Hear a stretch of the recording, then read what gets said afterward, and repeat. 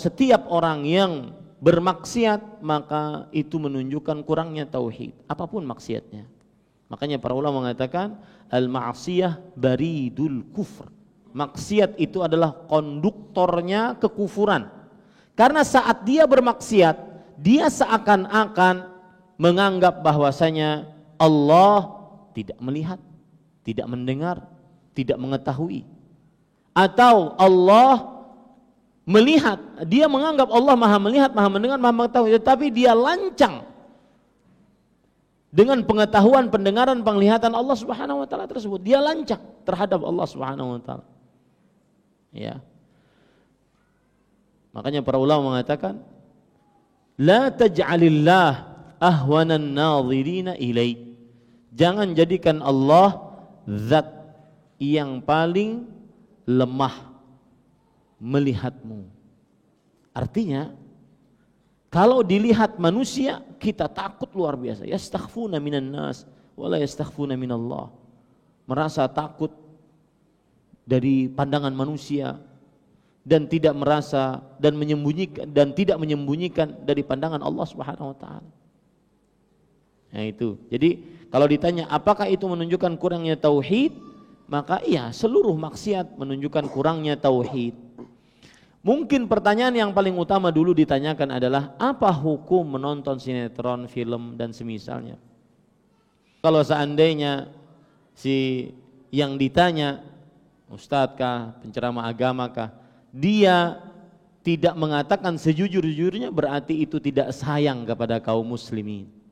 Terkadang nasihat itu pahit, maka terimalah.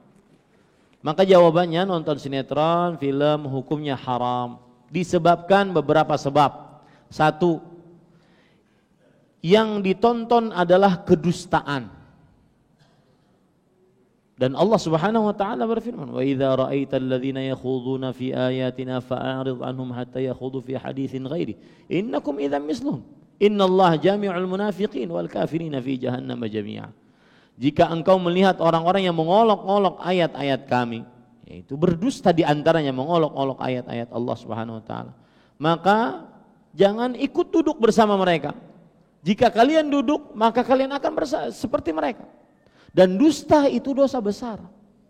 Dan sinetron itu bukan hanya sekedar dusta. Dusta yang berbahaya. Kenapa? Kadang pura-pura jadi suami seseorang. Padahal Rasulullah SAW bersabda, "Salasun jidduhun najid wa hazluhun najid." 3 perkara yang main-mainnya terjadi dan sungguh-sungguhnya terjadi. An-nikah, waraj'ah, wa talaq. Nikah, rujuk, talak. Ini pura-pura jadi suami di dalam sinetron tersebut. Itu bisa jadi tuh. Ya. Yang kedua, yang lebih parah lagi kedustaannya adalah berpura-pura menjadi orang buruk.